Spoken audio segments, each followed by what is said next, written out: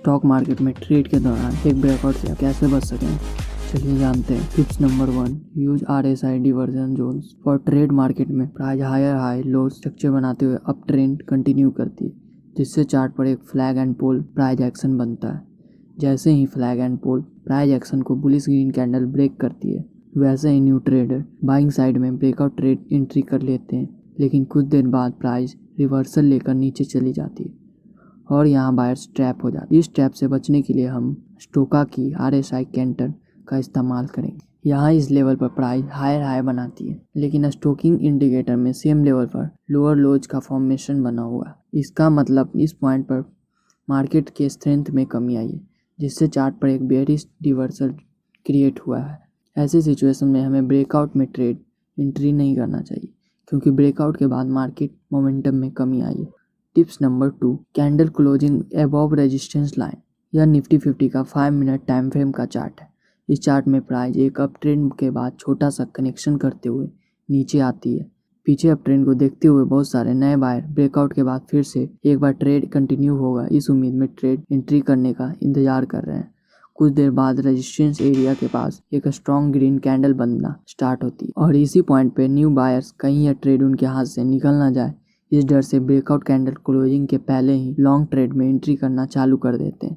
यह green candle थोड़ी देर ऊपर जाती है, लेकिन मार्केट में फिर से सेलर्स हैवी सेलिंग स्टार्ट करते हैं, जिससे प्राइस नीचे आता हुआ एक long wick candle resistance line के पास चार्ट बन जाता है। जो बायर्स इन जोन के अंदर ब्रेकआउट कैंडल कंफर्मेशन के बाद बाइंग करके बैठ, उन सभी बायर का स्टॉप लॉस लो लेवल पर जैसे ही हिट होता है, मार्केट में एक पैनिक सेलिंग आती है और प्राइस तेजी से नीचे गिर जाता है। इसलिए कभी भी रेजिस्टेंस लाइन के ऊपर जब तक कोई ब्रेकआउट कैंडल स्ट्रॉन्ग क्लोजिंग नहीं करती और आगे कंटिन्यू बाइंग कैंडल नहीं बनती, तब तक ट्रेड में एंट्री करने से हमें बचना चाहिए।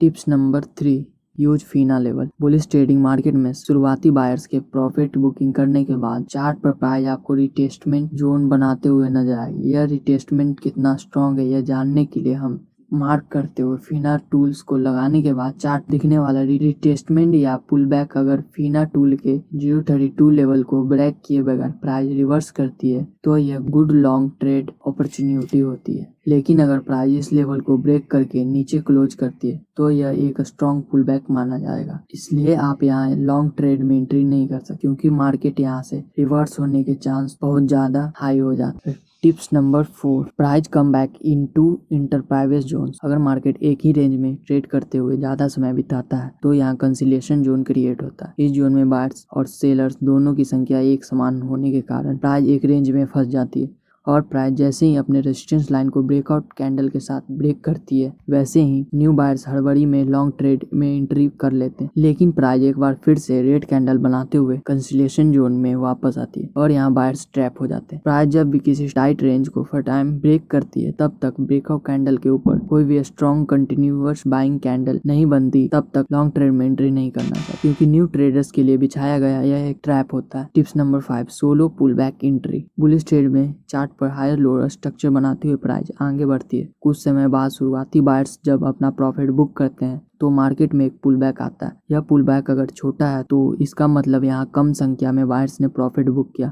और बहुत से बायर्स अभी भी ट्रेड में बने हुए हैं। ऐसे स्मॉल पुल बैक के बाद अगर प्राइस फिर से अपना पुराना हाई ब्रेक करती है, तो यहाँ मार्केट अपना प्राइवेट ट्रेंड कंटिन्यू करने के चांसेस बढ़ जाते हैं। लेकिन अगर यह पुल बैक अपने रिटेस्ट स्विंग लो और स्विंग हाई के ऊपर 50% से ज़्यादा हुआ, तो यह एक फेल सेटअप होता है। आपको यहाँ लॉन्ग ट्रेड में एंट्री नहीं करना चाहिए।